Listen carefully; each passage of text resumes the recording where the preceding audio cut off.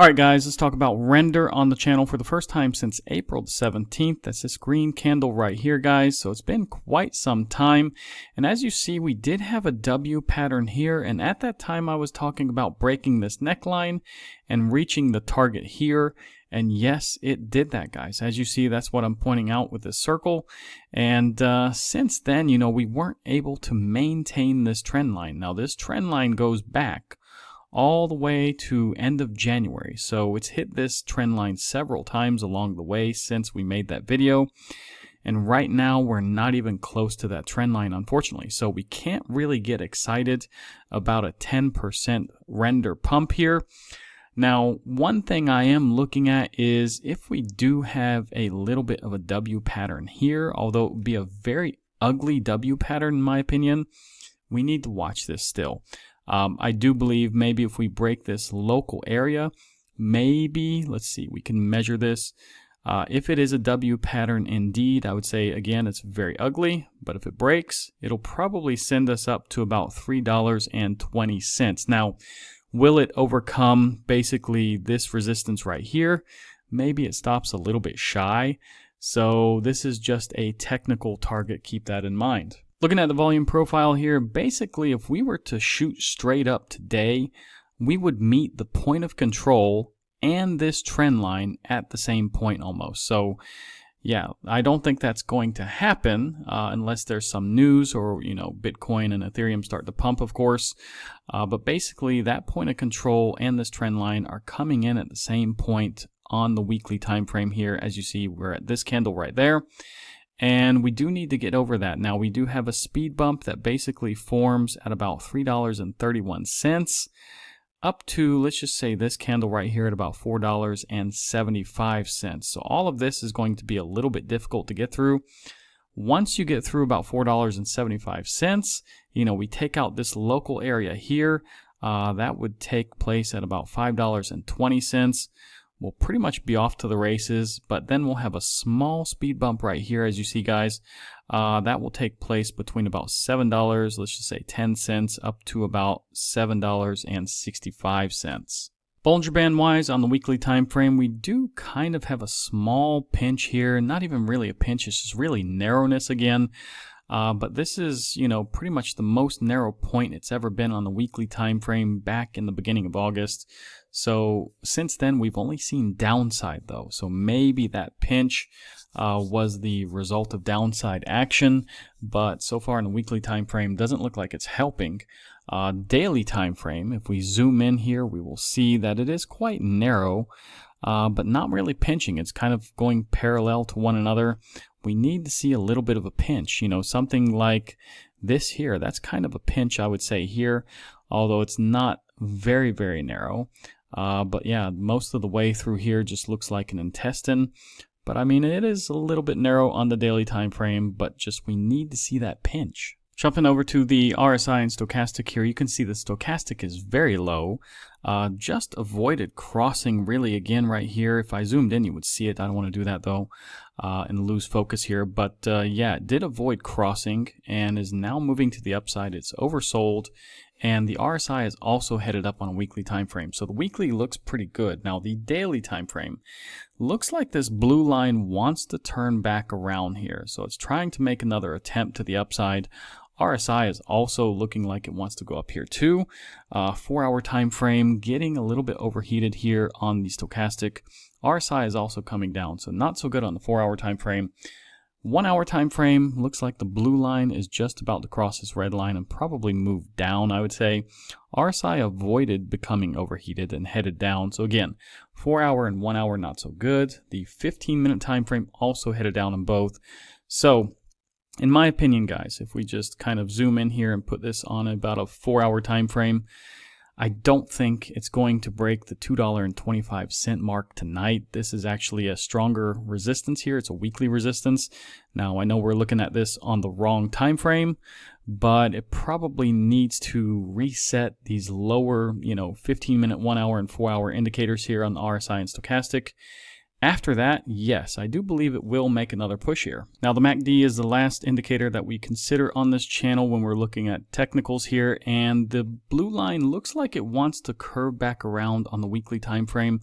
It's pretty much at one of the lowest points it's ever been. Now, it has been a little bit lower back here, but yeah, it does look like it's going to turn back around. We are getting this light red candle, so that's a good sign. That shows that the momentum is a little bit fading.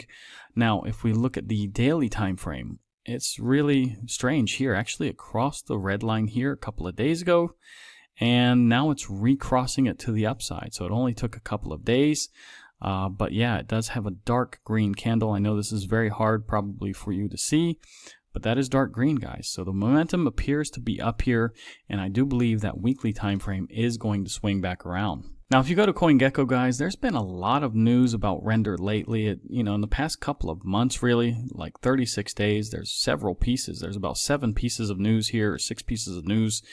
And yeah, I believe that's why it's still above $2 here. So that's a good sign. They are actually doing something. They're working on things. And Render is the number 99 project at the moment, so it's in the top 100 just barely.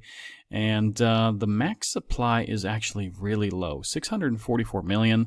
Most of this is circulating, so that's a good thing. And if we go down to the all-time high, it was about $13.50, so it's about 84% down. Now, 5 years ago, if you pick this up at about 3.5 cents, you're up 5,700%. That's an amazing buy, guys. So really, you're probably a billionaire by now if you're just even holding this, even while it's falling. But anyways, just take a look at CoinGecko, read some of these news pieces here, and yeah, you can see that they are doing something. That's a good sign. Now, last night, guys, I watched Bitcoin dump all the way down here to about $89,000, guys. I was watching this live. It was about 2, 3, 4 in the morning here, and I was just watching it. Now, we have bounced pretty well since then, but look here, we are getting resistance at 93,500 basically, and we do have a bullish hammer candle, at least on the daily time frame, but we need to break this. We need to get back out of this Fibonacci, but again, there are several resistances along the way, and it's not going to be easy, guys. Now, I need to mention, guys, there was a CME gap that we did fill in the last couple of days. As you see over here, this is where we are. So this has all been filled now. I am sure there are some other gaps to the downside, but they're probably pretty far down. I don't know of any immediate gaps, though. So this is a good thing. Everything has been filled, and now we can move back up. Now, if we go to Ethereum, I did say we're probably in a bear market because we didn't get back in this channel. And I still believe that, guys. I do believe this is at least going to be a mini bear market to maybe short term. By mini, I mean maybe a couple weeks, to short term, maybe up to even 2 or 3 months. So we have to see. We really need to get back within this channel, and that's not going to be an easy task, guys. We do have to get back into this Fibonacci level. There's a lot of daily and weekly resistances along the way. And yeah, Ethereum does have its work cut out for it. It dropped below $3,000 last night, so all the way down to about, what is this, 29.43. So wow, if you picked it up there, I think that's a great buy for now. I do think that was probably the low. Now, before I go a little farther in this video, guys, you can claim some bonuses on my favorite crypto exchanges below. Also, if you're looking for Moodix, you can get a free 7-day trial right here with this link. And if you're looking for a cold wallet that's about to start airdropping, well, the CipherRock X1 is what you need to get, guys. You can get 17% off with this link today. And guys, if you want, you can follow me on X here. Now, the total market cap here, you can see there is this trend line that extends all the way back to about October of 2025 on the 6th.